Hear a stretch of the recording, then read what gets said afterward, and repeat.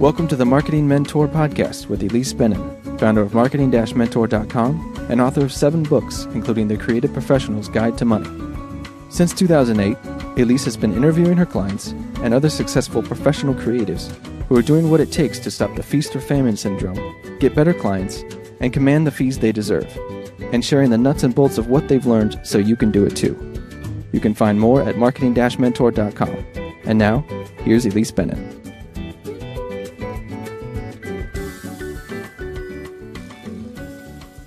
After recently selling her ownership in the creative firm she founded 16 years ago, Ilise Mullis is in the middle of a mid-career makeover. And I know she is not the only one. That's why I said yes immediately when she approached me about sharing the process of her transition, in the hopes that it will help others on a similar journey to navigate the unique challenges of being an experienced newbie. So that's what we're going to call this new series. Her new adventure is Paraphrase Communications, and we will be tracking and documenting her process here and on the blog as she builds a new business on the foundation of her long history and expertise. It should be very interesting. In this first conversation, we talked about how to transparently present her value as an experienced newbie, the various ways of working solo, with a team, with a staff, with a partner, the pros and cons of each of those, and how she's using LinkedIn as her online presence until her website is ready. So watch for the blog post that goes into more details about that soon. And if you know anyone who's in a similar transition, send them the link to this podcast so they can follow along and listen, and then try anything you hear for yourself.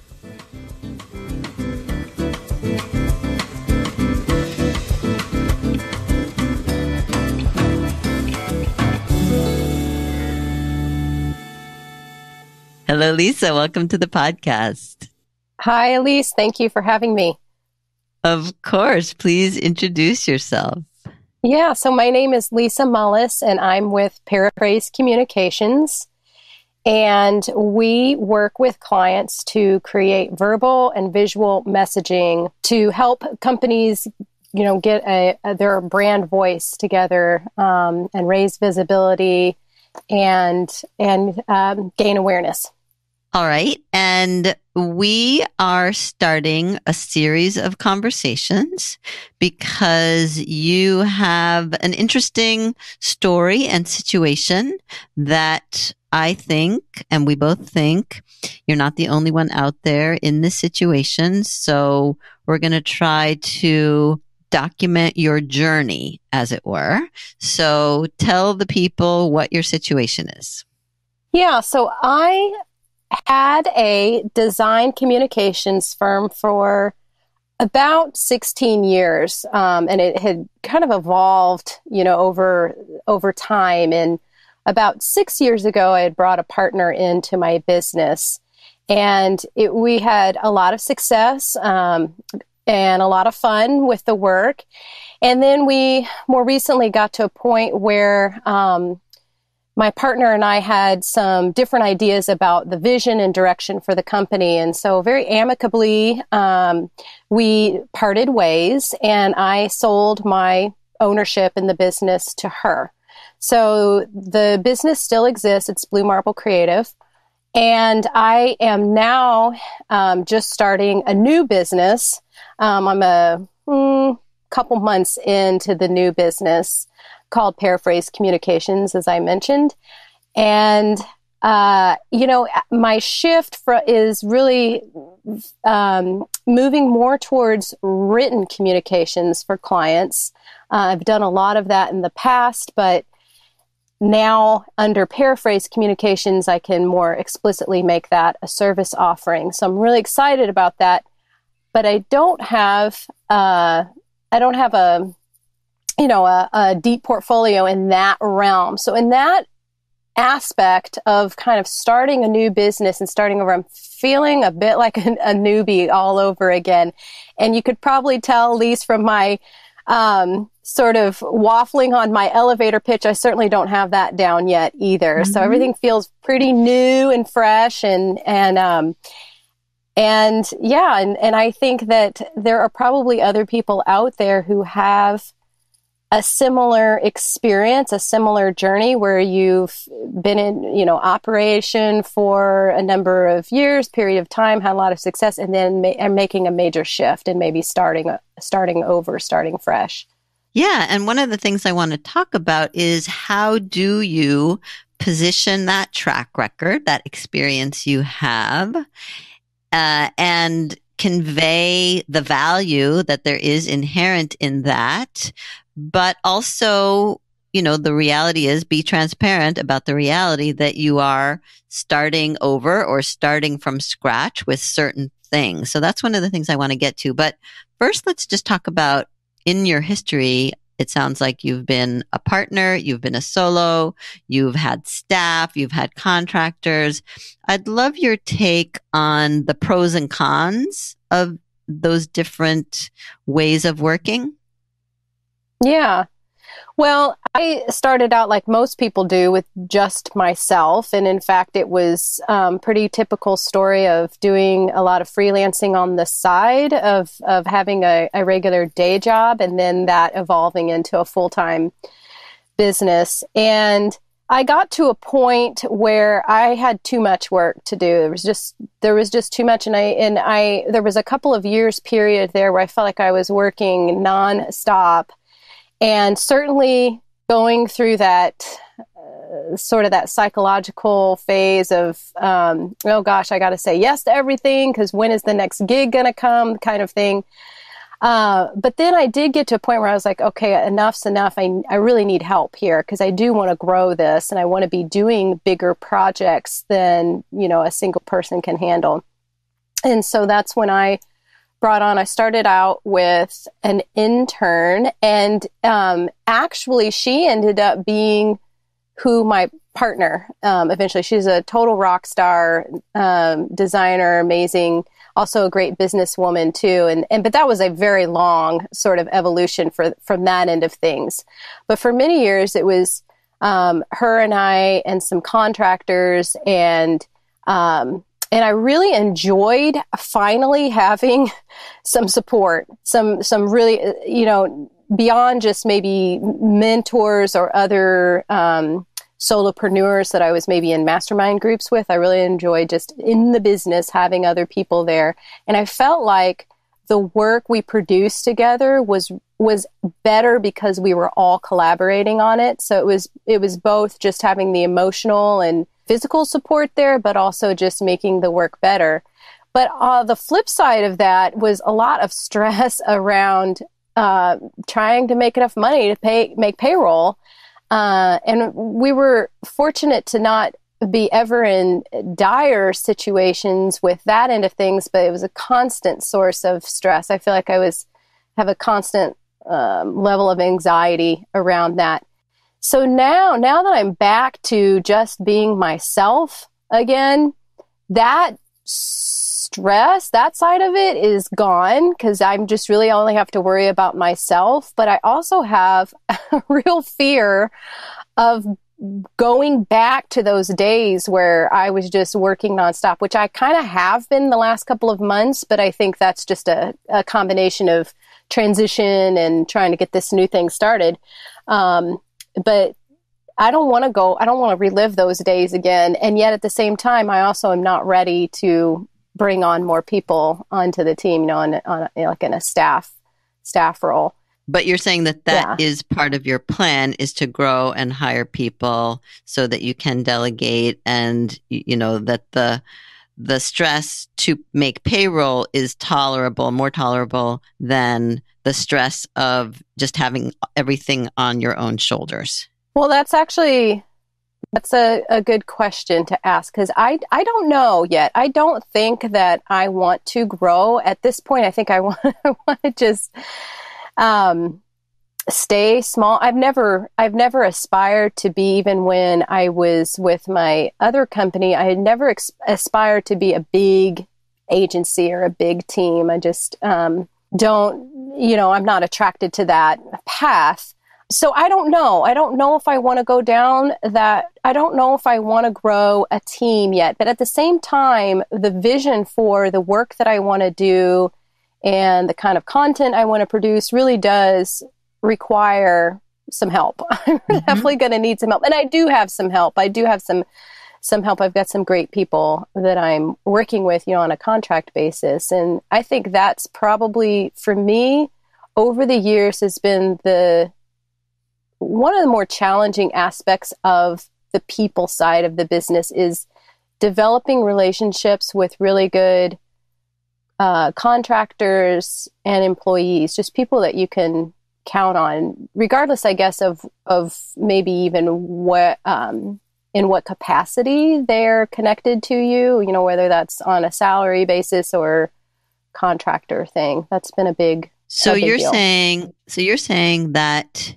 it's more important to find the right people and then make the best arrangement that works for everyone, as opposed to, I need someone in my office who I can go walk over to their desk and say, no, do it that way, or yes, do it that way.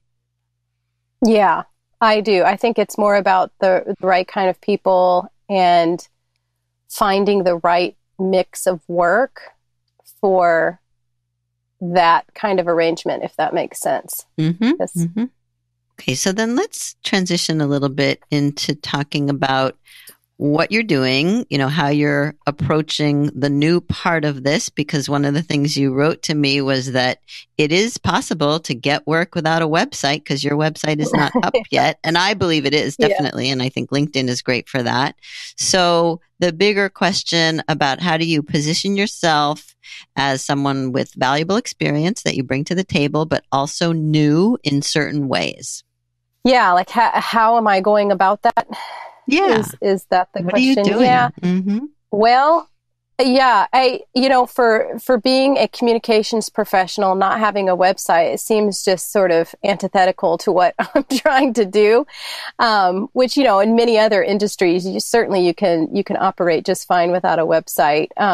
So that's been kind of hanging over my shoulders. So it has actually surprised me how far along I've gotten without having, I don't even have a splash page up. I have nothing, up. But the clients that I'm working with, they don't really care. They more care about the relationship and the work that we're doing together. And so in a way that's been good. I mean, like I said, it's been surprising. But at the same time, in order to venture out and move into the realms that I'm looking at going, I have to have a presence. And so my real challenge, as you have alluded to, is how to present the work that I've done to date, on the website. How do I do that, from a really tactical standpoint? And I don't know the answer to that yet. What I am working on right now, like with my portfolio, I'm trying to describe the role that I've played in these projects, when I was with my former company.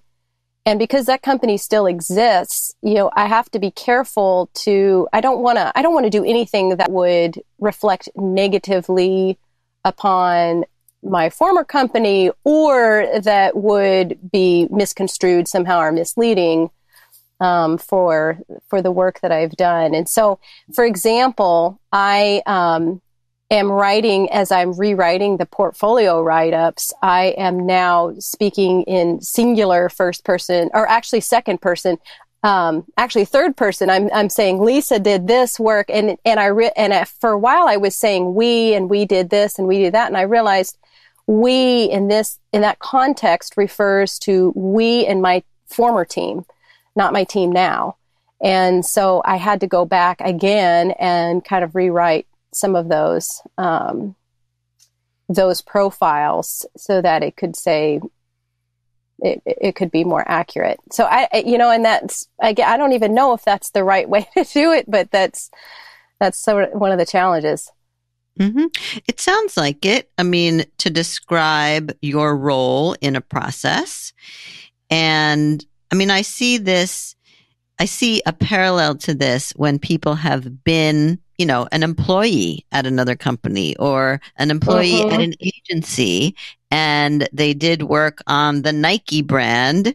But of course, they can't say, I worked on Nike, but they do kind of have to say, here's what I did on a Nike project. And so how do you frame that in a way that is not deceptive, but that is true? And as we're saying, transparent, that says, here's the role you played.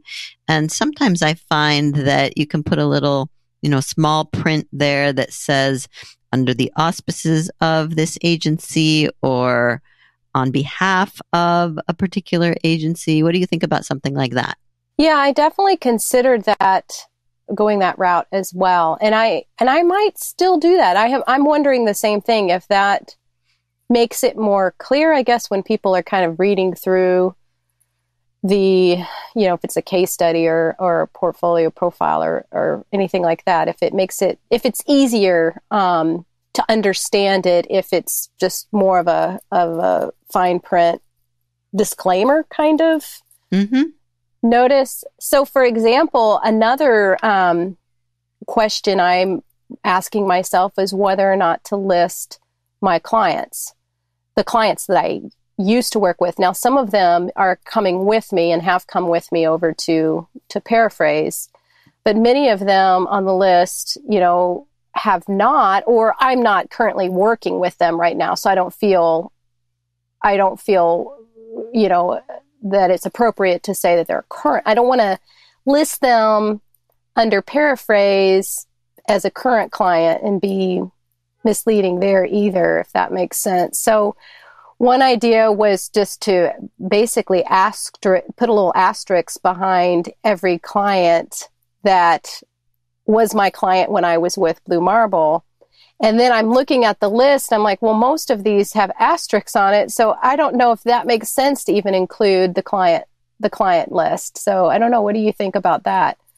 I do think it's important to have a client list, and especially because you're bringing all of the experience you had with those clients. And truthfully, this is my own personal opinion, I think clients care a lot less about this level of detail than you do. And as long as it's clear and you're not saying anything that is not true, I don't know that they would say, oh, well, who did you work for when you did that? Right? And maybe the way you frame this as a transitional communication or presence is, Lisa Mullis worked with Blue Marble and or Paraphrase and all of these companies, one or the other, that you don't have to say this one was that and this one was that. That's a good idea. Would that work? Yeah, I think that would work. I do see people, this came up at a conference I spoke at in the fall, where there were a lot of older people on their second or third careers wanting to leverage their past behavior, but feeling like a newbie. And I can't say this and I can't say that. And I think we get in our own way about that and the level of detail. And as you said, also, you were surprised how much it doesn't really matter that you don't have a website yet with people I assume you already have relationships with. So what do they care about your website? Yeah, exactly. And I think that's a good point in terms of just gaining some perspective on it, which is why it's helpful to be talking to you now, just to realize like, oh, well, in some ways it doesn't really matter as much. And in other ways, I am getting in my own way, and it's, becomes blown out of proportion in my mind about how important it is and so forth. So I want to talk about one more thing before we wrap it up, because I do think that an online presence of some sort is important. And as I mentioned, I do think LinkedIn is a really nice way and easy to change, also a nice way to create an online presence and use it as your website, as your blog. You can post articles on your profile. That's your blog right there. There's millions of people already on LinkedIn, so you don't need to drive traffic to your website. So have you yet, or what is your plan for your LinkedIn profile while you're getting started here? So we are making the announcement about the change in ownership. And that at that point, I will be updating my LinkedIn profile, because I agree with you that it's a really important place. And I also have, I usually post my articles on there as well. And so I really think that's an important piece of the online presence to keep updated. And so I will be updating that. If I update it now, because LinkedIn sends out notifications when people make changes on their profiles, I think that could be confusing for the subset of our audience that doesn't know about the changes yet. I mean, many people in our world do, over the last few weeks, we've been talking with people, but, so anyway, I haven't done it yet, but that's definitely in the plans. And today I was working on setting up my Facebook and Twitter, accounts, which I found also kind of strange, because I had done, there was definitely activity there when I was with Blue Marble, but there's nothing there now. So it feels, I was a total blank slate. But I also am trying to figure out exactly how to utilize those locations when there's not really any content on there right now. But eventually it'll get filled up, I suppose. Well, maybe that's a good topic for our next conversation. Yeah, it could be. All right, good. Well, I think we're off to a good start here. And I know that your goal, part of why you reached out to me, was because you think there are other people who are probably going through this and you wanted to share what you're learning as you're learning it, which I am a big proponent of. So thank you. Is there anything else you want to say before we say goodbye? No, just that I am excited to share what I'm learning and hopefully to help others who might be on a similar journey try to navigate some of these particular challenges of kind of starting afresh and being the experienced newbie. I like that, the experienced newbie. Maybe that's what we'll call this series. And as I was listening to you talk and not really be able to answer some of my questions, I don't know yet. I think that, one hallmark of this will probably be the honesty of your answers, because, most people, a lot of us talk to me on my podcast, many other podcasts, they talk to people who've, accomplished something already. And now they're talking about how they did it, but you haven't done it yet. And so I think that will be very valuable.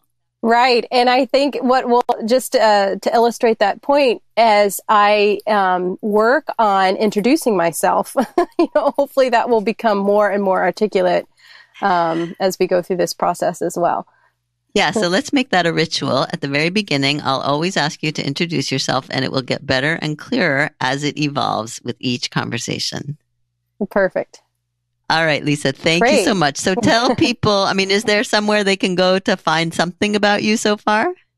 Sure. You can find me on LinkedIn at Lisa Mullis. And I am also on Facebook now at Paraphrase COM, COMM. And probably maybe by the time this airs, my website will actually be up. And that's paraphrasecom, COMM.com. Beautiful. Okay. Thank you so much, Lisa. Thanks, Ilise. Thanks for listening. Now go try out what you've learned. If you like what you hear, you can go to marketing-mentor.com and sign up for Ilise's quick tips from Marketing Mentor and her free 30-minute mentoring session to get your burning questions answered. Check out what's on sale in the Marketing Mentor shop, like the Pick a Niche Kit, proposal bundles for designers and copywriters, and the 30 Minutes a Day marketing plan. Ilise is also the host of the How Design Live podcast, a programming partner for How Design Live, the largest design conference, and you can learn all about that at howdesignlive.com. Until next time.